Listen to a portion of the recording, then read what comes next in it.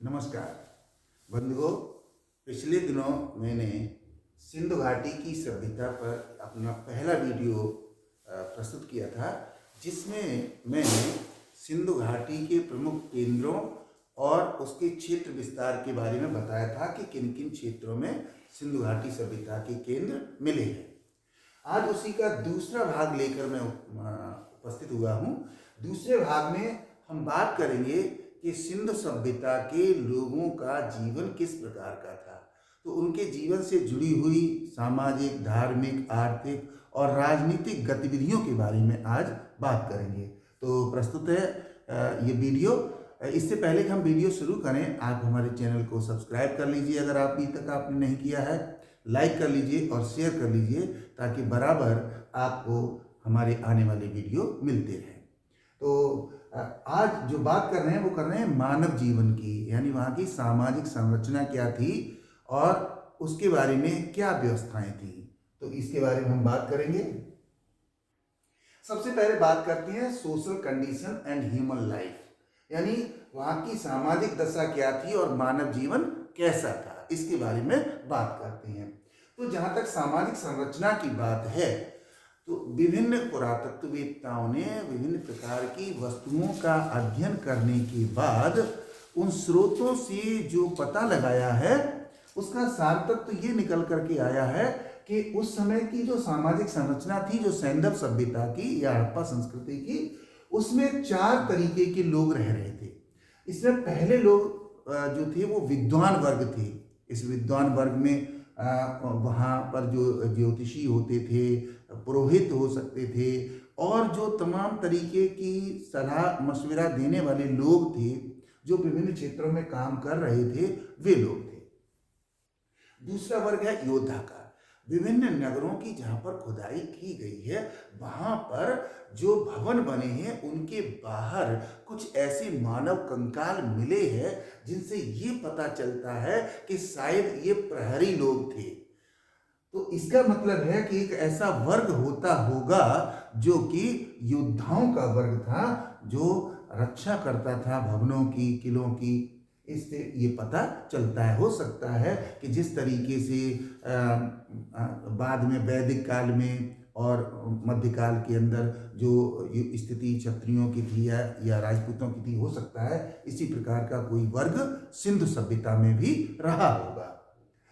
अगला जो वर्ग माना गया है वो व्यवसायी वर्ग माना गया है। इस व्यवसायी वर्ग के अंतर्गत खेती करने वाले लोग थे, व्यापार करने वाले लोग थे, कारीगर लोग थे और तमाम तरीके के लोग थे जो ये सब काम करते थे। जो लोथल बंदरगाह प्राप्त हुआ है खुदाई से और सूत्रकोंडोर प्राप्त हुआ है, कुछ अन्य स्थान प्राप्त हुए हैं, वहाँ से इस तरीके के संकेत मिले हैं कि ये एक ऐसा वर्ग था जो समाज में व्यवसाय करता था। चौथा और अंतिम वर्ग जो पाया गया है वो श्रमजीवी वर्ग था। श्रमजीवी वर्ग का मतलब था कि जो विभिन्न प्रकार की गतिविधियों में संलग्न लोग होते थे। आर्थिक गतिविधियों में खासतौर से जो कारीगर लोग थे, जो किसान लोग थे, कहीं पर हल मिला है, कहीं पर कुछ और वस्तुएं मिली हैं, मूर्तिकार मिला है। तो ऐसी तमाम चीज़ों के द्वारा जो अध्ययन किया गया है उससे ये पता चला है एक श्रमजीवी वर्ग यानी कामगार वर्ग हुआ करता था। तो इस तरीके से सैंधव सभ्यता की सामाजिक संरचना जब हम देखते हैं तो पता चलता है कि ये 4 वर्ग हुआ करते थे। अब बात करते हैं भोजन व्यवस्था की। तो भोजन व्यवस्था में अगर हम देखें तो अनेक स्थानों से खुदाई में गेहूं, धान, जौ, ज्वार इत्यादि के दाने प्राप्त हुए हैं और विभिन्न प्रकार की बर्तन इत्यादि जो मिले हैं उनसे पता चलता है कि इस समय के लोग जो है वो किस तरीके का खान पान करते थे। इनका खान पान बहुत ही उच्च कोटि का था और कई स्थानों पर समूह में थालियाँ इत्यादि मिले हैं, भोजन पकाने के बर्तन इत्यादि मिले हैं। इससे ये जानकारी मिलती है कि इनकी पारिवारिक व्यवस्था बहुत मजबूत हुआ करती थी। अगली बात है वस्त्र एवं आभूषण। जो विभिन्न स्थानों पर उत्खनन हुआ है उससे ये पता चला है कि पुरुष एवं स्त्रियां लगभग दो प्रकार के वस्त्र पहनती थी जो बिना सिले हुए होते थे, ऐसा माना गया है। एक वस्त्र ऊपर पहना जाता था जिसको शॉल की तरह शायद ओढ़ लिया जाता होगा, उसको ऊपरी वस्त्र माना गया है। और उसी तरीके का एक वस्त्र नीचे होता था जिसको वर्तमान समय में जिस तरीके से धोती पहनते हैं, हो सकता है कि इस प्रकार का वस्त्र वो रहा होगा जिसको अधो वस्त्र कहते थे। तो बहुत स्थानों पर खुदाई के दौरान जो मूर्तियां मिली हैं, जो अन्य वस्तुएं मिली हैं, उनसे उस समय के वस्त्रों की जानकारी मिलती है। जहाँ तक आभूषणों के बारे में बात करें तो बहुत सारे स्थानों पर इस तरीके के साक्ष्य मिले हैं कि सैंधव सभ्यता के लोग जो है वो आभूषण पहनते थे। ये आभूषण दो प्रकार के होते थे। एक तो होते थे जो धातुओं से बने होते थे और दूसरे होते थे जो अन्य वस्तुओं से बने होते थे। धातुओं में कई स्थानों पर जो है वो कांसा, तांबा, पीतल और कुछ स्थानों पर चांदी और सोने के आभूषण भी पाए गए हैं। ऐसा माना गया है कि हो सकता है कि अमीर वर्ग जो है वो बहुमूल्य धातुओं के आभूषण पहनते होंगे और जो गरीब लोग हैं वो कम कीमती धातुओं के आभूषण पहनते होंगे। इसके अलावा हाथी के दांत के बने हुए आभूषण, मिट्टी के बने हुए आभूषण, पत्थर के बने हुए आभूषण भी मिले हैं, सेलखरी से बने हुए कुछ मिले हैं। तो इससे ये जानकारी मिलती है कि उस समय की महिलाएं और पुरुष दोनों ही कानों में कुंडल पहनते थे, हाथों में पहनते थे, पाजेब पहनते थे और भी इस तरीके के अवशेष प्राप्त हुए हैं जिनसे ये जानकारी हमको मिलती है। अगली चीज अगर देखें तो सौंदर्य प्रसाधन एवं केश सज्जा। मोहनजोदड़ो स्थान पर जब उत्खनन किया गया तो वहाँ जो मानव कंकाल मिले हैं वहाँ पर कुछ कंघी इत्यादि मिली है और जो मूर्तियाँ मिली हैं उसमें कढ़े हुए बाल हैं। तो इससे ये पता चलता है कि उस समय के लोग जो है वो केश विन्यास करते थे और सौंदर्य प्रसाधन की वस्तुएं भी छोटी छोटी अवशेषों के रूप में प्राप्त हुई हैं। इससे हमें जानकारी मिलती है कि सैंधव सभ्यता के लोग सजने संवरने में बहुत विश्वास रखते थे। अगली बात है अस्त्र शस्त्र एवं फर्नीचर। विभिन्न प्रकार के अस्त्र शस्त्र मिले हैं जो धातुओं से बने हुए हैं, हाथी दांत के बने हुए हैं, हड्डियों के बने हुए हैं, पत्थरों के बने हुए हैं। इनमें कुदाल मिला है, तलवार मिली है, तीर कमान मिली है। तो इस तरीके की चीज़ों से ये पता चलता है कि उस समय के लोग जो है वो हथियारों का उपयोग करते थे। विभिन्न प्रकार का फर्नीचर भी अवशेषों के रूप में मिला है जहाँ पर बैठने के कुछ साधन रहे होंगे, ऐसा लगता है।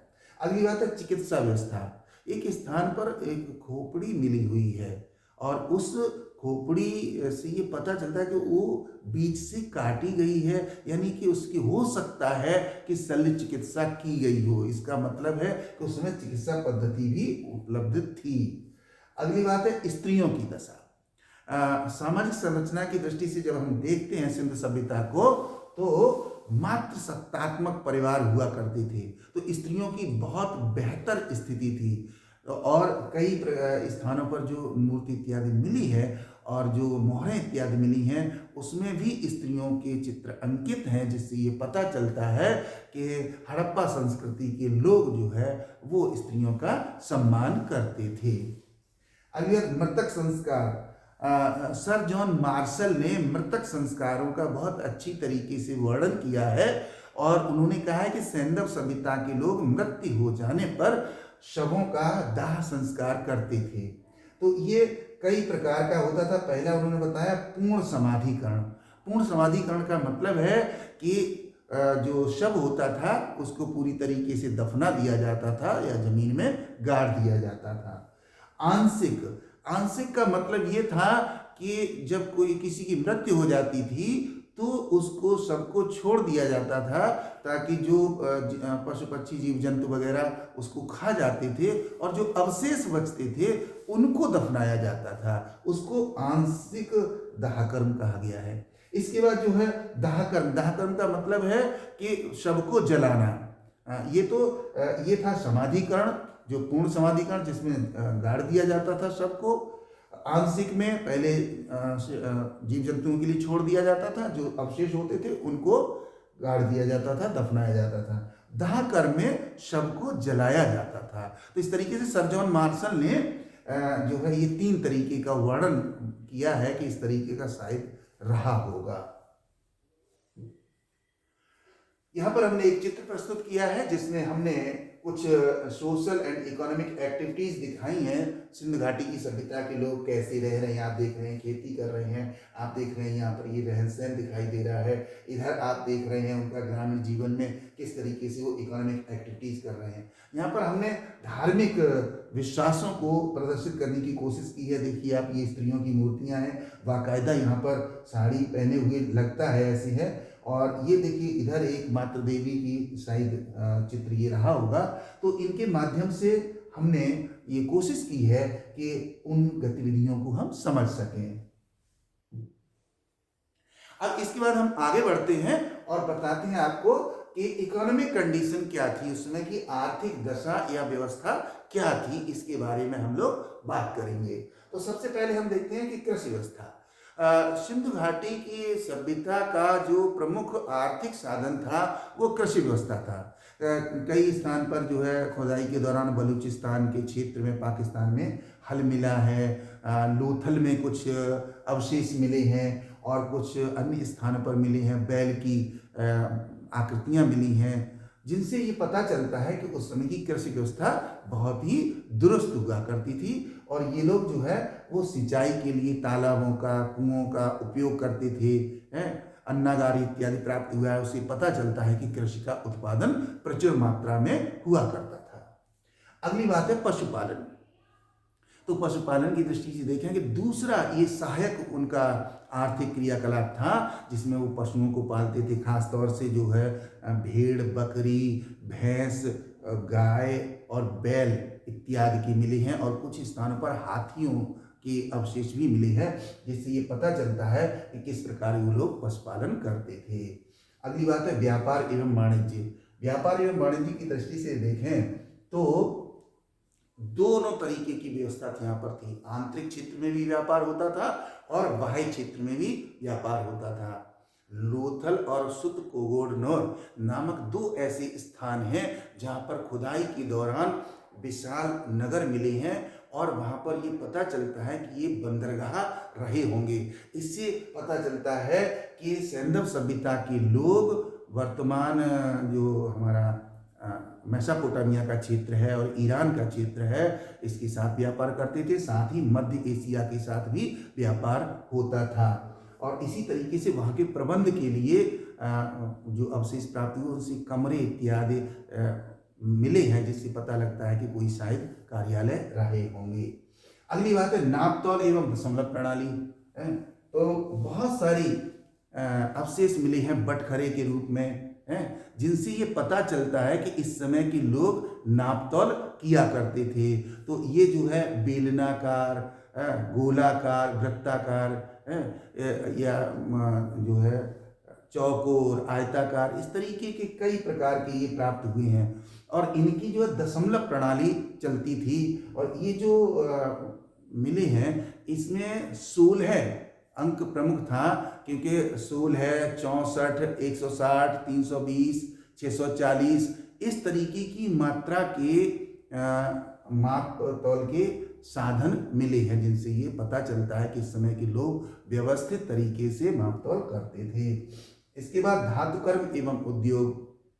धातुकर्म एवं उद्योग की दृष्टि से देखें तो इस समय कांसा, तांबा, पीतल और कुछ अन्य धातुएं मिली हैं, जिनसे कि जानकारी मिलती है कि इस समय उद्योग चलते रहे होंगे। कहीं पर मोहरें प्राप्त हुई हैं, बर्तन मिले हैं, शस्त्र मिले हैं। इसका मतलब है कि ये सारी चीज़ें बनाई जाती रही होंगी। तो इसलिए हमको यहाँ से बहुत विशेष जानकारी मिलती है। इसके बाद देखें हम रिलीजियस आइडियोलॉजी।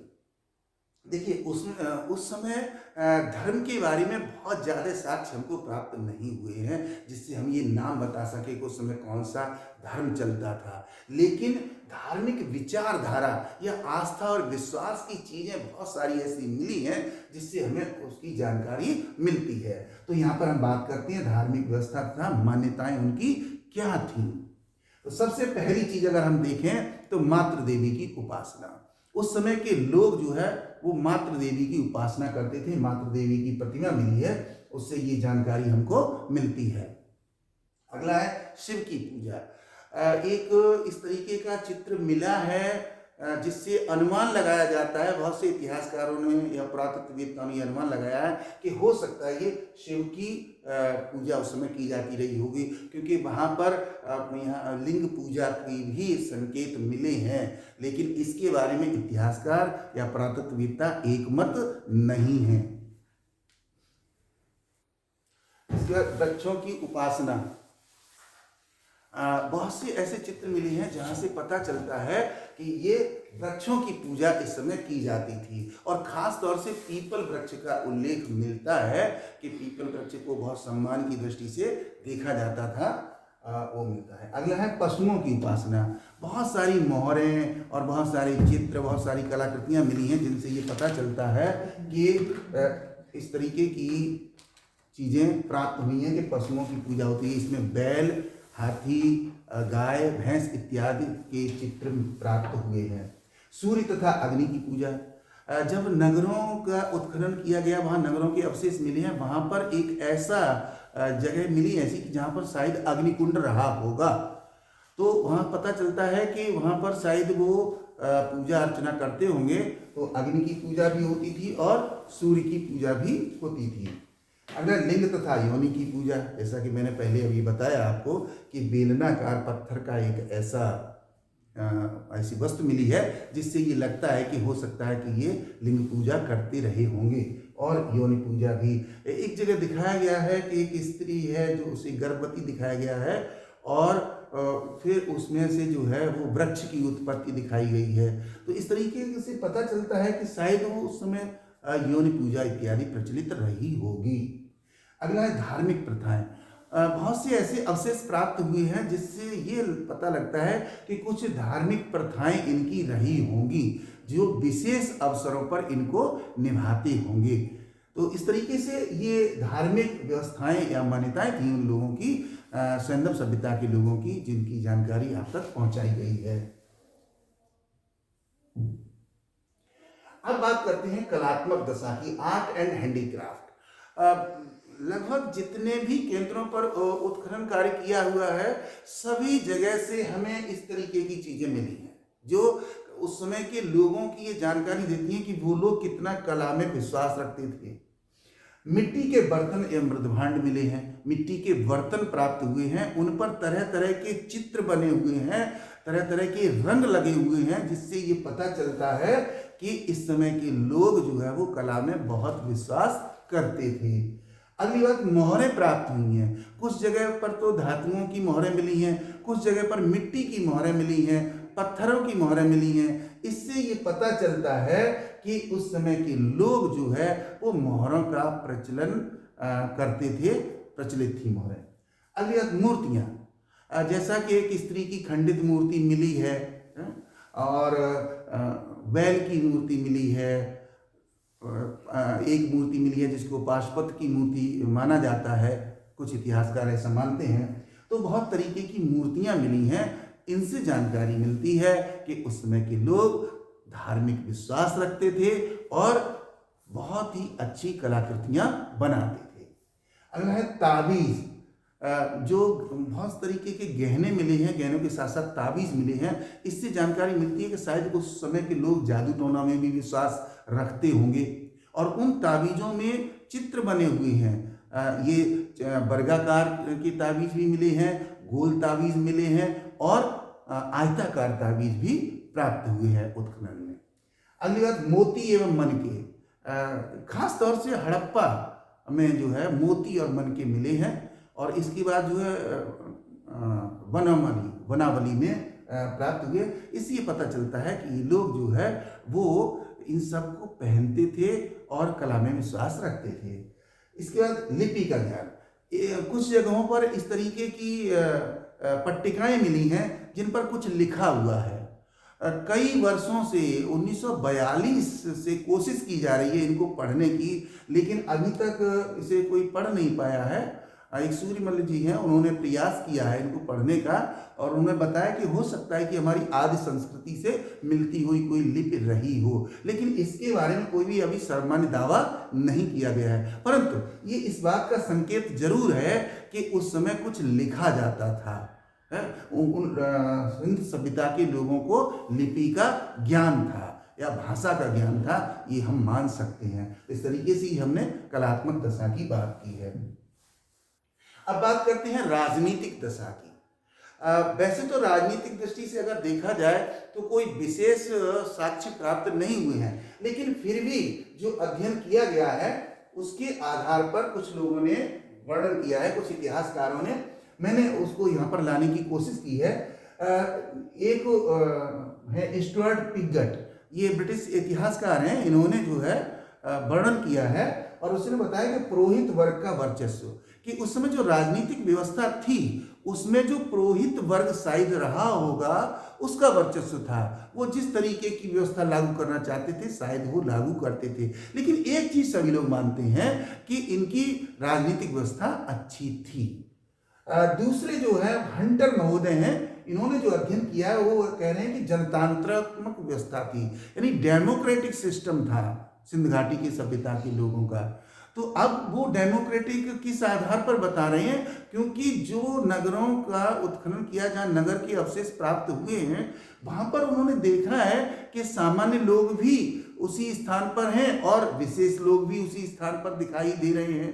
तो इसलिए शायद उन्होंने अनुमान लगाया होगा कि उस समय जनतंत्रात्मक व्यवस्था रही होगी, जहां पर लोगों को समता का अधिकार प्राप्त होगा या समानता की विचारधारा होगी, ऐसा हम मान सकते हैं। अगले हैं एक प्रतिनिधि शासक। मैके इतिहासकार हैं, पुरातत्ववेत्ता हैं, जिन्होंने अध्ययन करने के बाद हड़प्पा संस्कृति के बारे में ये दावा किया है कि वहां पर एक प्रतिनिधि होता था, एक शासक होता था और उसके अधीन बाकी सभी लोग काम करते थे, जिससे कि उनकी व्यवस्था बहुत ही दुरुस्त चलती थी, क्योंकि राजनीतिक क्षेत्र में निर्णय जो है वो बहुत अच्छे लिए जाते होंगे, ऐसा माना जाता है। तो ये मानते हैं कि एक प्रतिनिधि का शासन था। इसके बाद व्हीलर जो दूसरे पुरातत्ववेत्ता हैं, उन्होंने विभिन्न वस्तुओं का अध्ययन करने के बाद ये अनुमान लगाया है कि इस समय मध्यम वर्गीय वर्चस्व था, कि जो मिडिल क्लास था। अब देखिए इन्होंने एक नई चीज यहाँ पर प्रस्तुत कर दी जो अभी तक नहीं आई थी। वो ये थी कि जैसे हमने शुरू में देखा था सामाजिक दशा में, वहां पर 4 वर्गों की बात की गई थी।